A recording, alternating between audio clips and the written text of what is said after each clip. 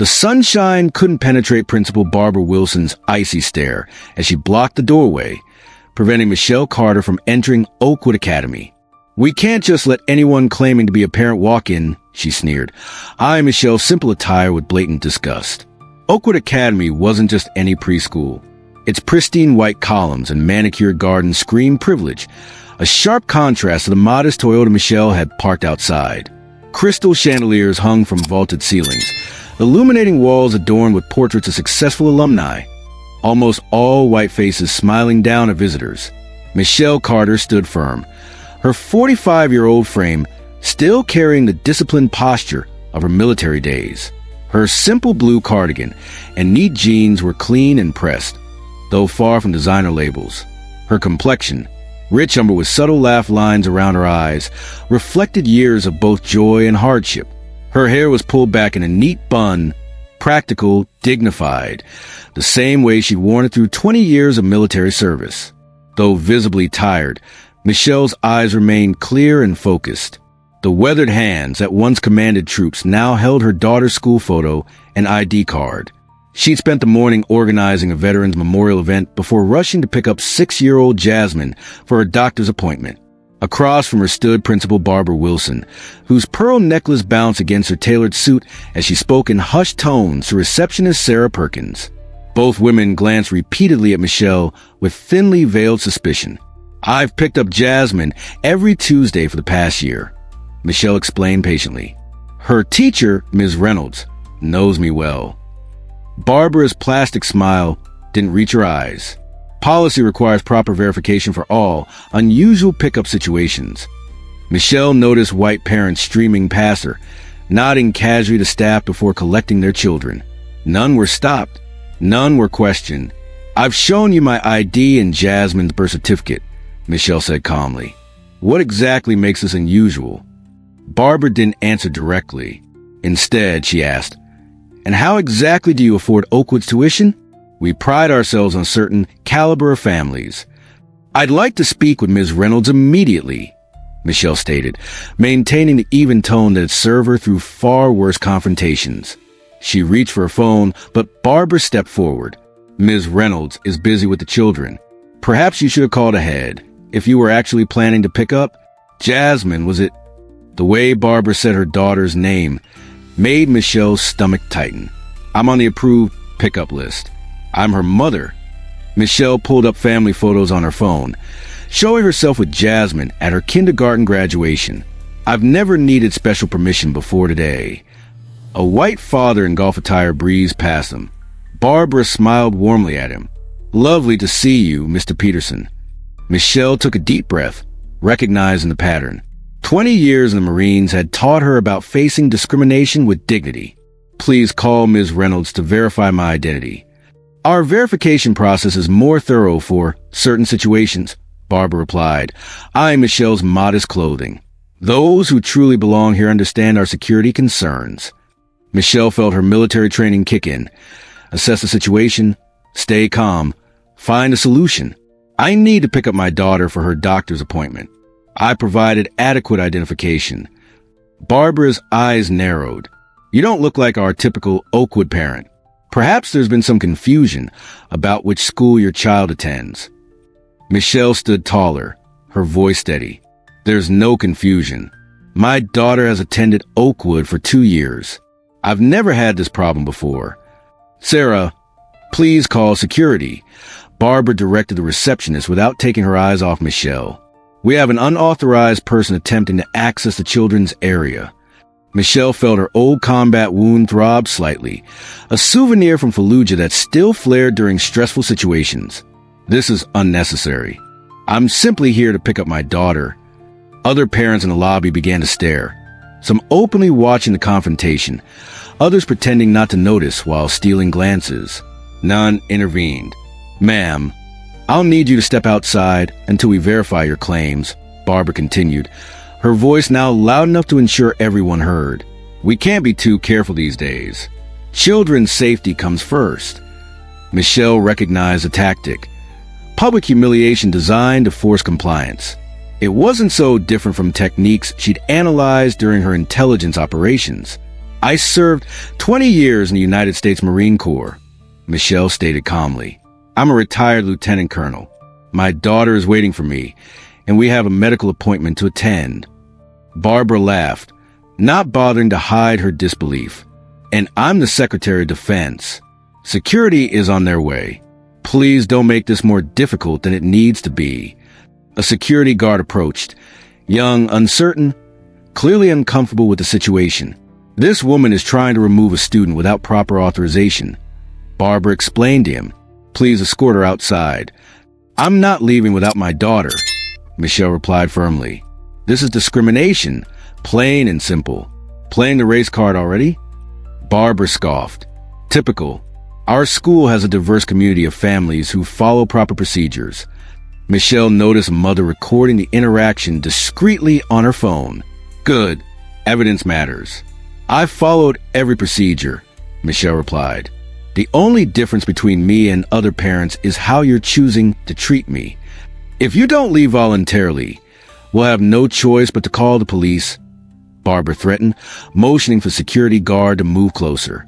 Claiming military service doesn't give you special privileges here. Michelle winced slightly as the guard grabbed her arm, his fingers pressing against the exact spot where shrapnel had torn through muscle years ago. She didn't pull away. Years of discipline prevented the instinctive reaction. You're making a serious mistake, Michelle said quietly. Her mind flashed back to Kandahar, surrounded by local officials who initially refused to believe a black woman could be leading the engineering battalion. Their faces had shown the same dismissive contempt she now saw in Barbara's eyes. The mistake was yours, coming here with this ridiculous story, Barbara replied, her voice dripping with condescension. Our parents pay premium tuition to ensure this environment remains selective. Parents continued gathering. Smartphones raised, recording the escalating situation. One mother whispered to another, shouldn't someone do something? But no one stepped forward. Your appearance simply doesn't align with Oakwood standards, Barbara continued, gesturing at Michelle's modest attire. And frankly, you don't seem like someone who could possibly afford our tuition without assistance. Michelle reached slowly into her purse, prompting the guard to tighten his grip. She carefully extracted her military ID card and a small, purple heart-shaped medal in a display case. Lieutenant Colonel Michelle Carter, United States Marine Corps, retired.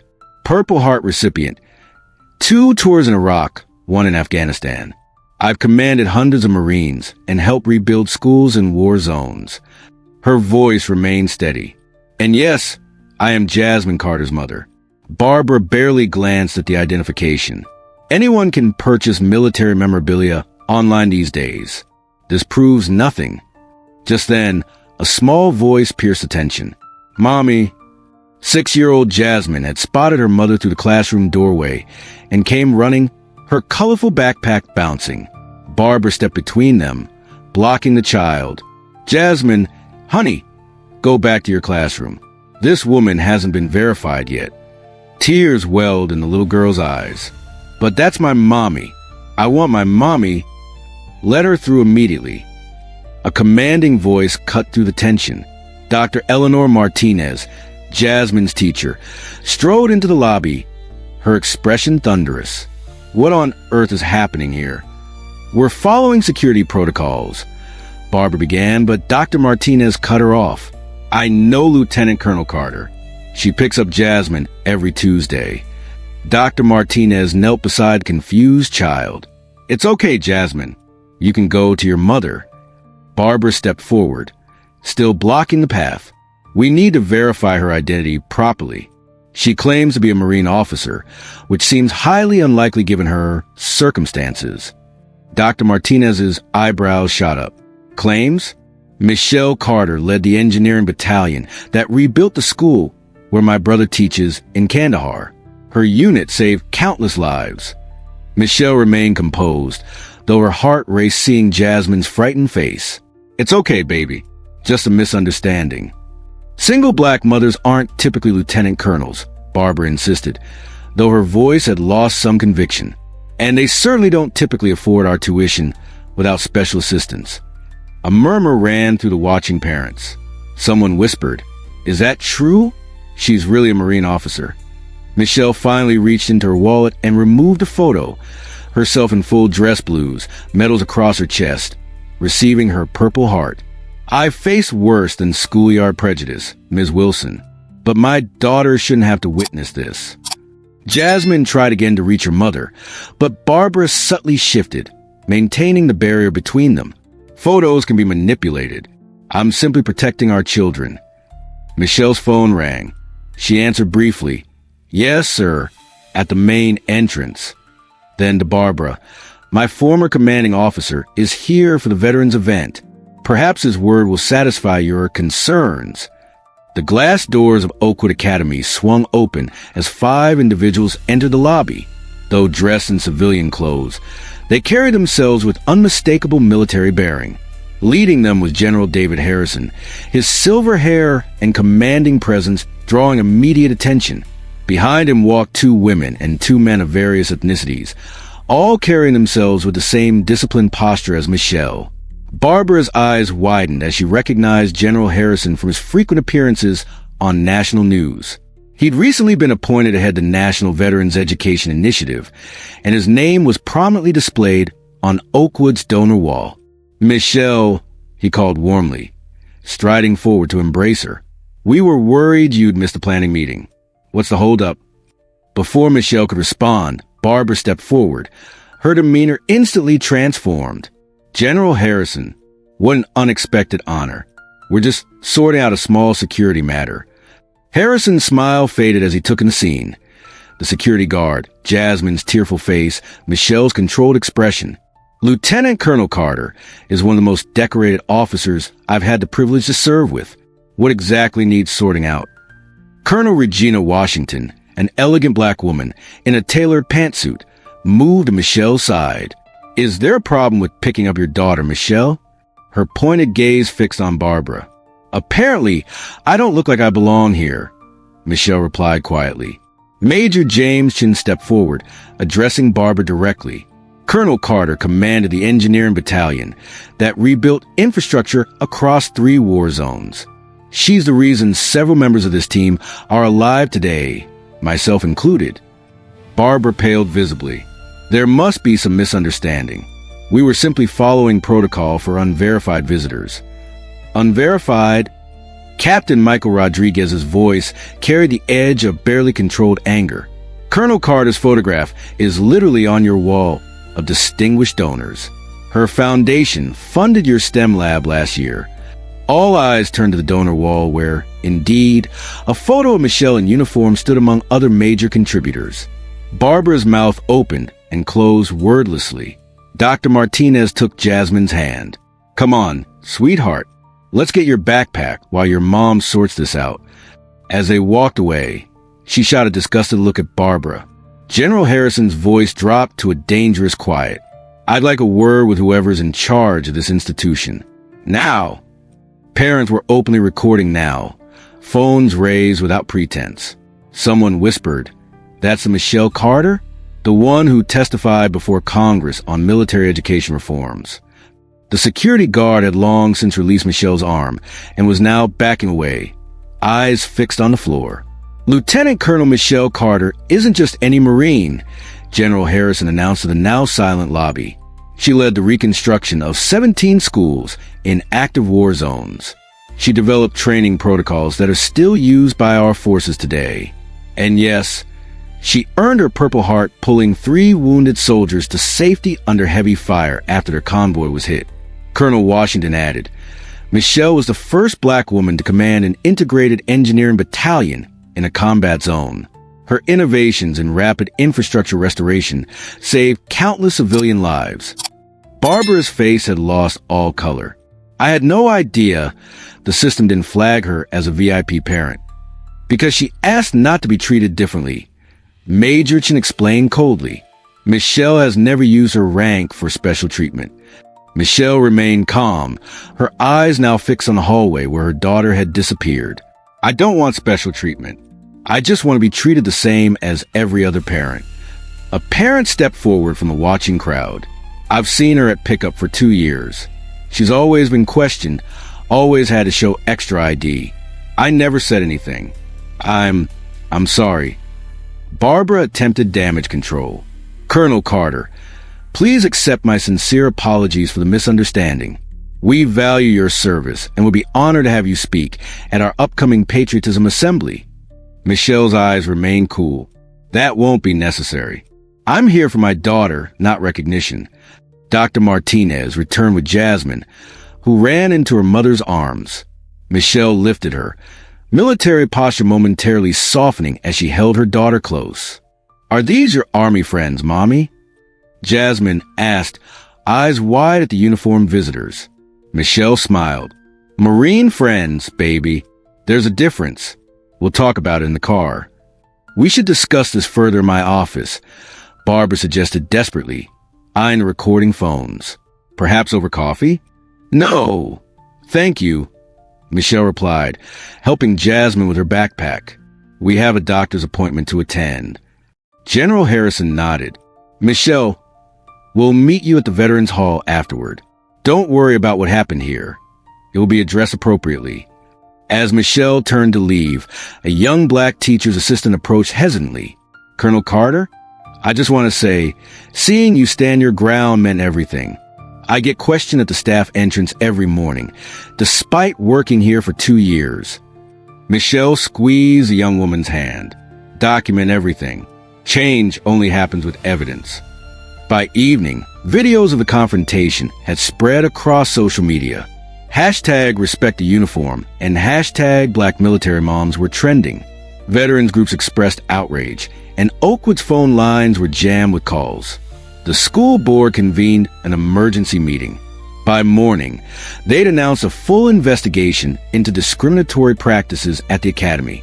Barbara was placed on administrative leave pending review.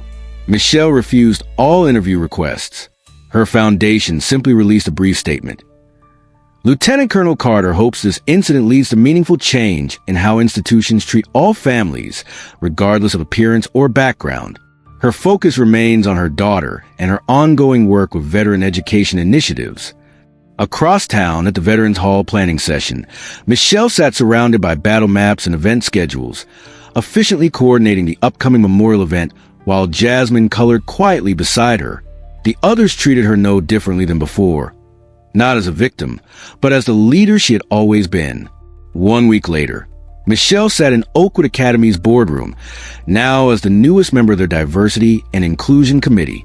The invitation had come with a formal apology from the board and the announcement of mandatory bias training for all staff.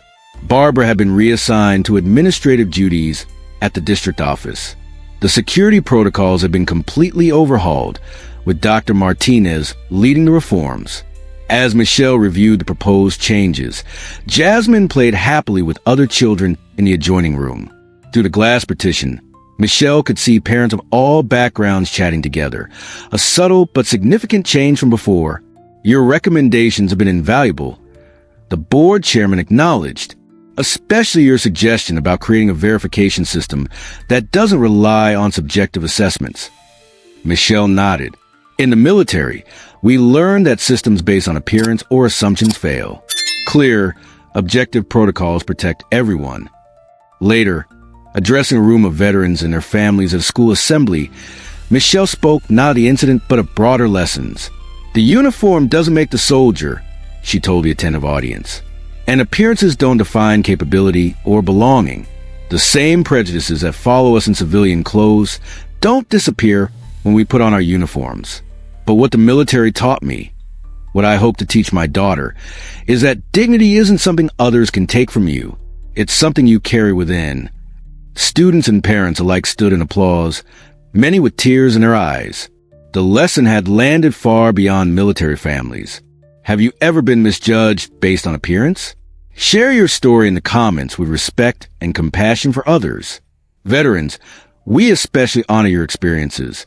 Like and subscribe to join our community where dignity and respect transcend surface judgments. Your voice matters here.